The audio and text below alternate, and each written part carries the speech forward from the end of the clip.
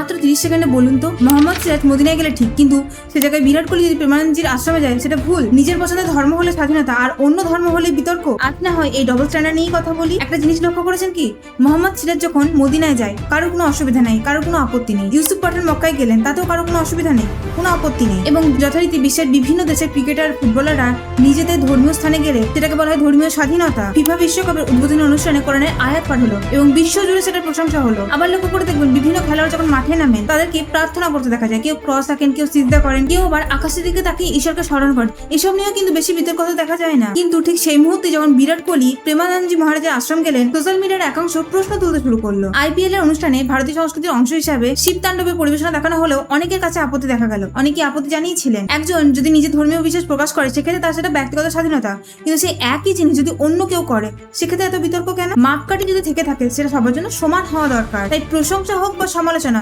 দুটোই যেন একই নীতিতে হয়। এক দেশ, এক সমাজ এবং এক সংবিধানের অধীনে আমরা যদি সবার সমান অধিকারের কথা বলে থাকি, তাহলে ধর্মীয় বিশ্বাস প্রকাশের ক্ষেত্রে সে সমান দৃষ্টিভঙ্গি থাকা প্রয়োজন। আপনি কি মনে করেন, মত প্রকাশের স্বাধীনতা কি সবার জন্য সমান হওয়া উচিত, নাকি ধর্মভেদে তার মানদণ্ডও বদলে যাবে? তাই শেষে শুধু একটাই কথা বলবো, যদি সত্যি সমতার কথা বলে থাকেন তাহলে সেই সমতা যেন সবার জন্য সমান হয়। একজনের বিশ্বাসকে সম্মান করে অন্যজনের বিশ্বাসকে অপমান করা, এটা কখনোই প্রকৃত ধর্মনিরপেক্ষতা হতে পারে না। এ বিষয়ে আপনার মতামত অবশ্যই কমেন্টে জানাবেন। ভিডিওটি ইনফরমেটিভ হয়ে থাকলে অবশ্যই একটি লাইক এবং কমেন্ট করবেন। Thank you.